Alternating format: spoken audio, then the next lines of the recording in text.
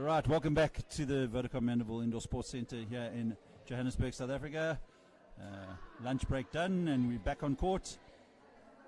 Coming up now, the encounter between Namibia and Kenya.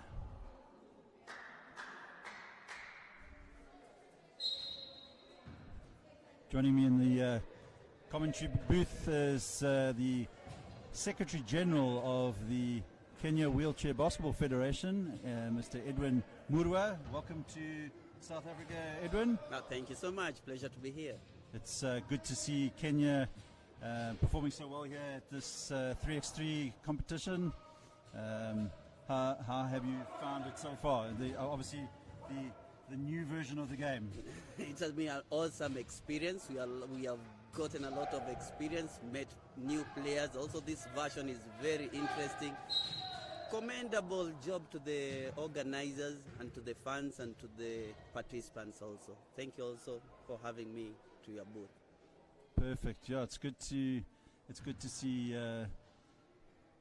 Kenya doing such a good job on the development of the game. How are things going with wheelchair basketball development in Kenya and further into the eastern zone of IWF Africa? Kenya has been great. We are lucky that we have a few experiences here in the international competitions. We're also lucky to have the Vice President coming from Kenya, Vice President Africa, Mr. Alfred Simiyu, who also happens to be the President of Kenya Wheelchair Basketball Federation. And we have a few countries from East and Central, Rwanda here. And awesome experience. All right, so looking at the game so far, none of the teams have hurt the scoreboard just yet, so we still level at 0 points apiece. And on the ball now is Kipilian for Kenya. Can he make a count? Offensive foul called against Kenya on this occasion. And Edwin, talk to me about some of the Kenyan players. Are there any interesting stories you can share with us about any of the players? That number 5, Kipelian Itaken from Kenya. He has, let me give you a bit of story about him. He's from the Maasai. If you know, that's a very indigenous community in Kenya. We managed to get him, and as you know about disability and inclusion, deep inside Kenya. He comes from a very polygamous family of 6 wives. His father had 6 wives, so they are about 30-something children. He's the only person with disability. So getting him into the Kenyan basketball fraternity where people with disabilities in Kenya are excluded, but we managed to get him. And as you know, we are still getting others into the mix, and we'll still continue on that trajectory. Of course, Kenyan able-bodied basketball have done some fantastic things of late, and obviously qualifying for AfroBasket. I'm sure the wheelchair basketball community in Kenya must have been very proud of them. Yes, as you know. If you get the geography of Kenya, the Maasai, they are pastoralists. They look after cattle. They don't stay in one place. So getting him the training, we are very proud as a Kenyan federation. Also, our able-bodied federation have shown us, and we have shown them the way. We are still continuing on an upward trajectory. We also hope to qualify as our competitors for the Commonwealth Games, and that's where we are. In this game, as you can see with Namibia, we lost each one game, so we hope to progress. The first game we lost to South Africa, so we are still on the path, I hope so. Yeah, it's all to play for still. I mean, South Africa obviously won their first 3 games, so it's looking most likely that they will finish top of the pool, and the team that finished the second has every opportunity to win the final match, so it's still all to play for. Yeah, thank you, Jerry. I know that Kenya is, South Africa is a powerhouse in wheelchair basketball. They have represented Africa in the Olympics and in Africa tournaments. Actually, they are among the top countries in Africa. So we are here to learn. We are here to beat others. We are here to progress. We are here to get experience. And hopefully, in the next tournament, even this one, we are not yet down and out. Absolutely. I think we'll do wonderful. And your ladies team also playing quite well. South Africa have a young fast side, so I think maybe some of the older ladies of your Kenya ladies might have found that a bit tough, but it's great to see them competing in international competition. Yeah, I'm so grateful to them because transitioning from 5-on-5 to 3-on-3 has been a bit of a challenge, and also, as you know, Africa, inclusion of ladies to sports has been a challenge. I'm also appealing to more ladies to join these sports. Some have been in sports for many years, so we need to transition from the old to the young, and also the new skills 3-on-3. I think now 3-on-3 has not been played in many countries, so we are all of us in a learning trajectory, actually. Yeah, and I think the beauty of this particular event, having the IWBF head of 3x3, Luke Ferguson, he was able to really help players and management and the extra staff learn about this version of the game, and in discussions in previous games in commentary, we've spoken about how this version of the game is perfect to help with development from schools, youth programs. 3x3 is the way to go. Yeah, it's true. Because in November, early December, we'll be having a 3-on-3 tournament in Kenya, where we'll basically go to the grassroots. We'll go and nurture new talent, and basically we'll see how it goes. Because in January we have I think we have an African championship, and I guess we'll have new players from Kenya, and also the experience that we have seen here, we have gotten here. And also the technical officials, I think we'll impart them to the new players, and hopefully to the East and Central African region as a whole. That leads me on to my next question. Yep. So within the region, the Eastern region. Yes. Talk to me about some of the newer countries, maybe some of the countries that aren't quite registered up with IWBF just yet, but what prospects are there in the Eastern region? Let me call ourselves the top East and Central African country in wheelchair basketball. We have countries that they have civil strife, like South Sudan, we have Ethiopia, we have Somalia, and basically we also have Uganda and Tanzania, we have Congo. And all those countries need to be in the fold. We need to talk to them. We need to train them. We need to coach them about the new version and about wheelchair basketball. Like I said before, we have the Vice President of Africa coming from East and Central Africa. I think he has a lot on his desk to do. But we are planning maybe on that tournament I talked about. That will be on Disability Day, World Disability Day, December 3rd. We shall include them, the countries, because as you see, Kenya is on the equator. It's at the center of Africa. We shall strive to get more countries on board in this wheelchair basketball and all versions of the game, both ladies and men, mostly ladies also. Excellent, yeah. It's, definitely the work that the IWBF Africa Council are doing to put all of these structures in place, and in a short time we've grown quite quickly, and so we're obviously optimistic that we can keep that momentum going. Yeah, it's true. The office of Charles Saunders and Andrew, are doing a very fantastic, commendable job in Africa, and we hope they still continue. They have been giving updates. They have been basically leading Africa in the right directions. We hope that they'll still continue with that strength and whatever they are doing, and we are praying for them so that they don't go sideways. We know African politics, they are intermingled and they intermarry. So let me talk about ladies, women. It's very unfortunate that women and culture, they are sort of like cousins. So getting women to play sports has been a big challenge in Africa, and mostly East and Central Africa. But we are still on talks. We are still going to the grassroots. We are still giving them advantages of sports, and we'll see. By December, we hope to have a very, very positive review after this, and let's see how it goes.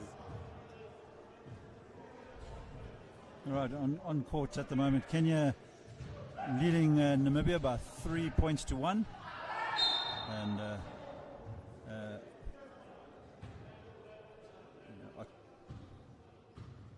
Namibia now with possession.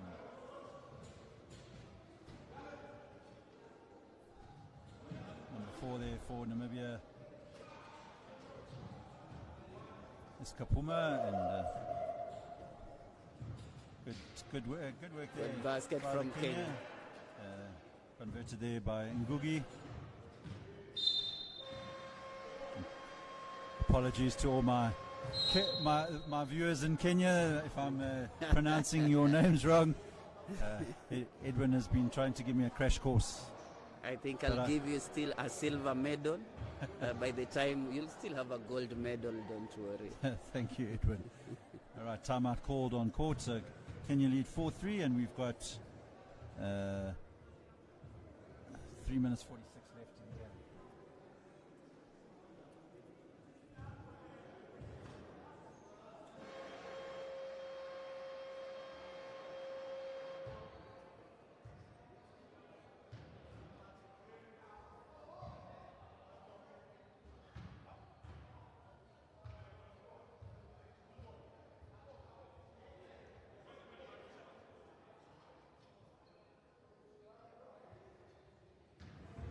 All right, back to the action. Namibia looking to get some points on the board, but good work there by Otieno, and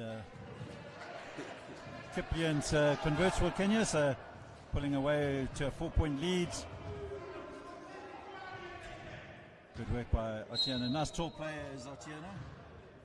Yes, he's been a regular at the 5-on-5 circuit in Africa.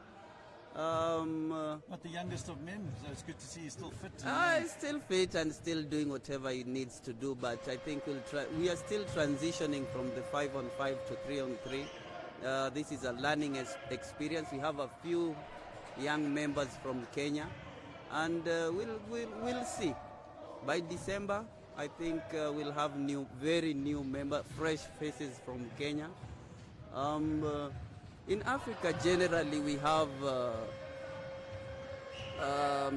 a very big problem with the old guard, but we'll see as we continue.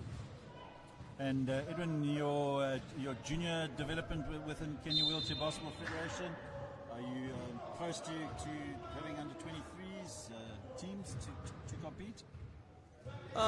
Basically, for now, we have an under 23 team, but it's very, very, let me say, it's very raw.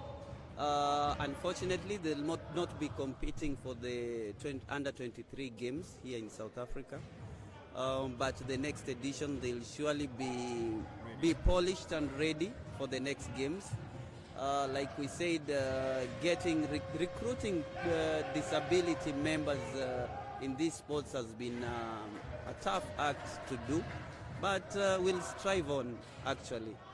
Oh, that's good. Yeah, what you're saying makes a lot of sense. Let them develop and get them ready for next year. Yes, as you know, as you can see, the FIBA even wheelchair basketball calendar is full this year, next year.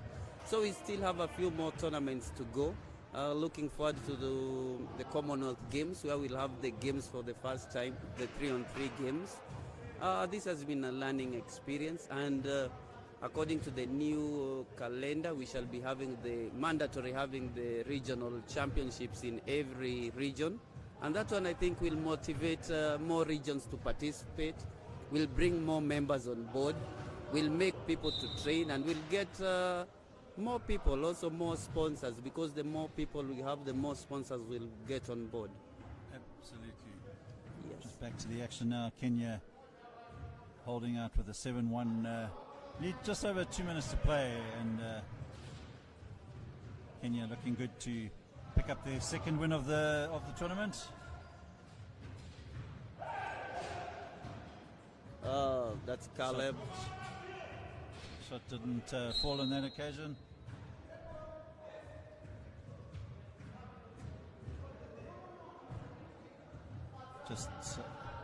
Just under 2 minutes to play. Yes, I'd also like to commend the organizers with this COVID pandemic. They have been very, very, very, very on guard. We have done all the due diligence on this tournament. We have been having regular tests. We have sanitized every other time. They are sanitizing everything. So I think we have been looked after during this tournament as players and as officials, and I'm very happy for the organization of this event, for my players and generally for this tournament. Thanks for that, Edwin. Just a reminder, coming up after this game, we have the host nation South Africa, and they will take on newcomers to our wheelchair basketball family, and that is Rwanda. Yes, Rwanda is a young team. It's from East Africa. Commendable job they are doing. They have got very young, brilliant players. We hope they'll do something against their southern counterparts. Yes. But as you said, Edwin, I think for those new countries, it's the experience of just learning and getting to play against some of the stronger teams, and that'll only do them well going forward. Yeah, I think this game is experience, and like we say, it's 3 against 3 to the power of 3 experience. So experience. So as you see, even Kenya, we need experience. So we have gained a lot of experience from here. Our technical, as also from our players. Also, we had a technical meeting for our technical officials. They learned many things. So generally coming here, all the countries that participated, all those who are online in Africa, from Kenya also, those who are in Kenya, all those in East and Central Africa, Africa as a whole. Also all other countries, we hope they'll gain something from this tournament. All right, so just over a minute to play here. And Kenya hold an 8-point lead. They lead 9-1.